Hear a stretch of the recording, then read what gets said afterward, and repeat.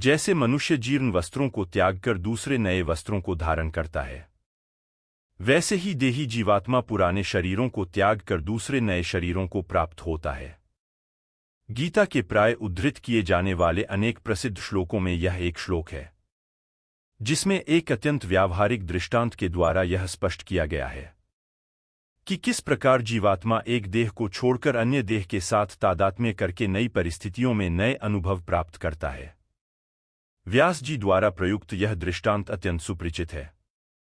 जैसे मनुष्य व्यावहारिक जीवन में भिन्न भिन्न अवसरों पर समयोचित वस्त्रों को धारण करता है, वैसे ही जीवात्मा एक देह को त्यागकर अन्य प्रकार के अनुभव प्राप्त करने के लिए किसी अन्य देह को धारण करता है। कोई भी व्यक्ति रात्रि परिधान पहने अपने कार्यालय नहीं जाता और न ही कार्यालय के वस्त्र पहनकर टेनिस खेलता है। वह अवसर और कार्य के अनुकूल वस्त्र पहनता है। यही बात मृत्यु के विषय में भी है।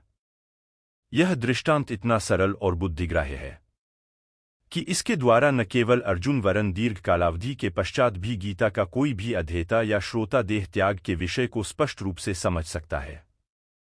अनुपयोगी वस्त्रों को बदलना किसी के लिए भी पीड़ा की बात नहीं होती, और विशेषकर जब पुराने वस्त्र त्याग कर नए वस्त्र धारण करने हों तब तो कष्ट का कोई कारण ही नहीं होता। इसी प्रकार जब जीव यह पाता है कि उसका वर्तमान शरीर उसके लिए अब कोई प्रयोजन नहीं रखता, तब वह उस जीर्ण शरीर का त्याग कर देता है। शरीर के इस जीर्णत्व का निश्चय इसको धारण करने वाला ही कर सकता है, क्योंकि जीर्णत्व का संबंध न धारणकर्ता की आयु से है और न उसकी शारीरिक अवस्था से है। जीर्ण शब्द के तात्पर्य को न समझकर अनेक आलोचक इस श्लोक का विरोध करते हैं। उनकी मुख्य युक्ति यह है कि जगत में अनेक बालक और युवक मरते देखे जाते हैं जिनका शरीर जीर्ण नहीं था। शारीरिक दृष्टि से यह कथन सही होने पर भी जीव की विकास की दृष्टि से देखें तो यदि जीव के लिए वह शरीर अनुपयोगी हुआ तो उस शरीर को जीर्ण ही माना जाएगा। कोई धनी व्यक्ति प्रतिवर्ष अपना भवन या वाहन बदलना चाहता है और हर बार उसे कोई न कोई क्रय करने वाला भी मिल जाता है। उस धनी व्यक्ति की दृष्टि से वह भवन या वाहन पुराना या अनुपयोगी हो चुका है, परंतु ग्राहक की दृष्टि से वही घर नए के समान उपयोगी है। इसी प्रकार शरीर जीर्ण हुआ या नहीं इसका निश्चय उसको धारण करने वाला जीव ही कर सकता है। यह श्लोक पुनर्जन्म के सिद्धांत को दृढ़ करता है, जिसकी विवेचना हम 12वें श्लोक में पहले ही कर चुके हैं।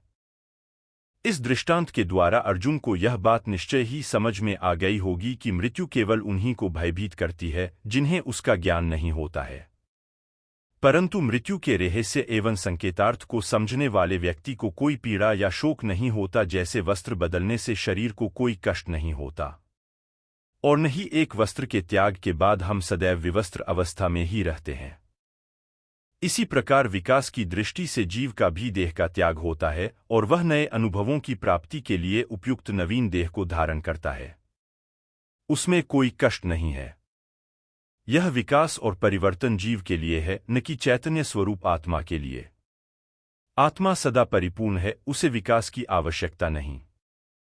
आत्मा अविकारी अपरिवर्तनशील क्यों है, भगवान कहते हैं। अब हम प्रकृत विषय वर्णन करेंगे। यहाँ प्रकरण में आत्मा के अविनाशित्व की प्रतिज्ञा की गई है। वह किसके सदृश है, सो कहा जाता है।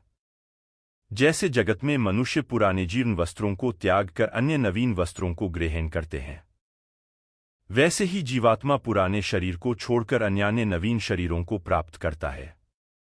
अभिप्राय यह कि पुराने वस्त्रों को छोड़कर नए धारण करने वाले पुरुष की भांति जीवात्मा सदा निर्विकार ही रहता है।